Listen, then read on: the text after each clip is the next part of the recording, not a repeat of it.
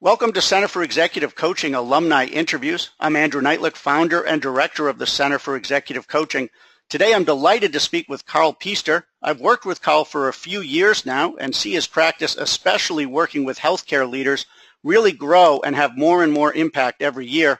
Karl's the founder and president of the Coaching Group, Inc. He has an extensive coaching, counseling, and training background with over 30 years of experience. His background includes significant experience in conflict management, negotiation, executive development, employee relations, and leadership. He's focused the majority of his coaching since 2008 on the healthcare arena, specializing in working with physicians, nurses, and healthcare executives with hospitals and clinics throughout the Northwestern United States. He's certified by the Center for Executive Coaching, ICF, Association for Coaching Excellence, and the John Maxwell team. In addition to thousands of hours of executive coaching experience, he also has significant business experience in healthcare network and program development that many coaches lack. This allows them to help clients balance the day-to-day reality of business needs with the skills needed to rise to the top of their professions. Karl, thanks very much for being here today. Thanks for inviting me, Andrew. Looking forward to the conversation. Great. So, well, let's jump in. What do you like most about executive coaching? What I like about executive coaching is working with the level of intelligence that my clients bring to the table. In just a couple of minutes, I'm going to spend 3 hours with a group of nurses who are integrating a cardiac program. And to work with that level of experience and energy and opinion, it's invigorating. I walk away from those meetings energized. All right, terrific. And so that's nurses. And what about physicians as well? I know you've worked with a lot of physicians, physician leaders. What's that like? It's a challenge.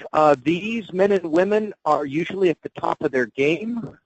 They have risen there through technical brilliance. The reason I generally get into coaching them is that they've reached a level where the technical skills aren't taking them where they need. They need to learn leadership. And I think that's one of the big challenges that I have is people assume that technical competence will help people be good leaders, and that is not the case. It is a skill set. It is trained. But when you get the intelligence of the people that I work with combined with the impetus to get on top of their leadership game, it just is exciting. I see people bring scenarios to the table. They come to the sessions prepared. They just see it as a whole new language that they can attack, and they attack it. It's fun to work with. Excellent. So I've really been excited working with you over the past few years, as I talked about in your introduction. I've seen your practice grow. I've seen your passion grow. Talk about how your practice has evolved over the past few years. Several years ago, I had a feeling as I talked to several people that getting certified was going to be really important. And I vetted out a lot of different programs and chose the Center for Executive Coaching. And it literally has been a game changer. It was the business knowledge, though, that helped the most. I had a lot of informal coaching experience. It was a specific training on how to run a coaching business, how to approach that, how to design it, how to charge. That's where it just exploded. And literally, I started the coaching at I've done it throughout my career. I started to focus, as you mentioned in the intro, around 2008, just when some great opportunities came up. But it wasn't until I actually went through the training. And I have to admit, I came into the training thinking, hey, I've done this for 25 years. What am I going to learn? And it was humbling to see just how much I had to learn on the business end of it. And that was a game changer.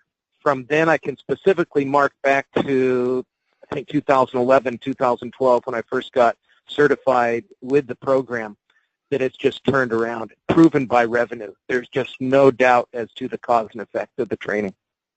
Great. Well, I appreciate that. Thank you. So what advice then have you learned that you would share with other coaches whether coaches thinking about getting into the field, newer coaches, or even seasoned coaches like yourself? Make investing in yourself a budget-based absolute priority. And what I mean by that, sometimes when you look at the price tag for certification, it can be a real gulp, but it's a must.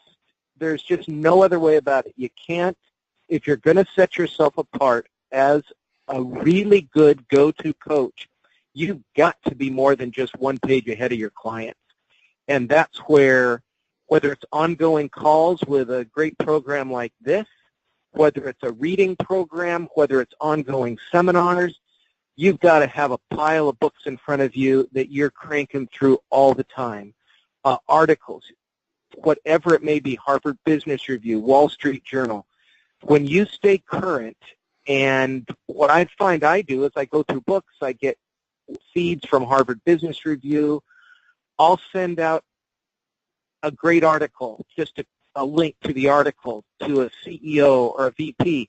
I may not talk to them formally for a year or two, but when I run into them in the hall, just the other day, literally, at the institution I'm at this morning, I won't name it for confidentiality, but I ran into the CEO and she said, "Karl, where have you been? You haven't sent me an article recently." Well, Andrew, you've talked so many times about the importance of networking and keeping that going.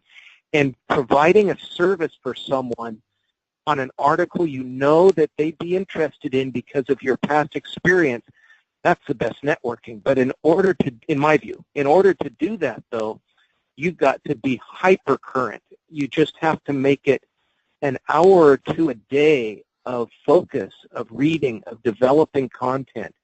That would be the single set apart, other than getting certified, so that you have that in your wheelhouse, and then the learning. But when you get certified, make sure that you're going to a place that will stay behind you. And what I mean by that is, I went through the course, Andrew, I don't remember, probably 4 or 5 years ago now. And I don't know how many times since then I've reached out to you or to another alumnus and said, I've got a question, and I get a response within hours. It's never been more than a day. Make sure you go. I'm biased. I love this program. It literally was a professional game changer. But go to a place that will back you up and just doesn't want to take your money to give you a piece of paper and you never hear from them again. So get certified with a super program, and then commit to investing in yourself by both money and time. All right, great. So get certified, invest in yourself. I also like what you said about keeping in touch with clients by sending them articles, networking with clients. One thing that I think is embedded in everything you've said is this idea of focus, right? You focus on a very specific niche where I think a lot of coaches believe that they can be generalists and help almost everybody. Can you talk about what focus has done for you a little bit?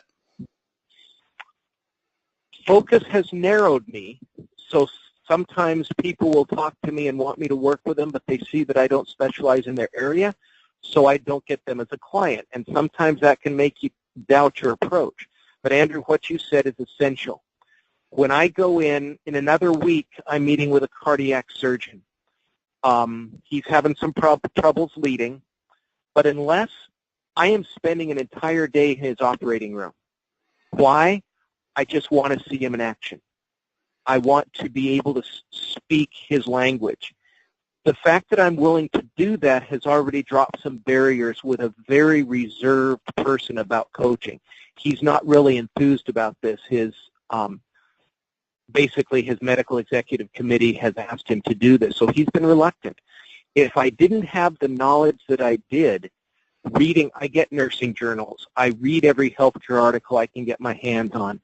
I just spent Friday morning up in Seattle at a neurosurgeon's office, and we spent half the time with him explaining to me how he would do an aneurysm surgery in 2 hours. It helped him speak about it, and I learned a ton. I saw all the images. Of course, it was HIPAA protected, so there wasn't any problem there. I was just seeing brain scans. But I get into that level of detail. I will never be a surgeon. I will never be a physician. However, being able to relate to their language, I don't know of a way to do that without focus. So you have to be confident in the area you've chosen and then dive in. I don't think a shallow generalist will be able to survive long term because, at least from my experience, they want to know you understand their world, and that takes time. Really? Yeah, I appreciate your time. Thank you so much for doing No that. problem. Happy to do it. Thank you.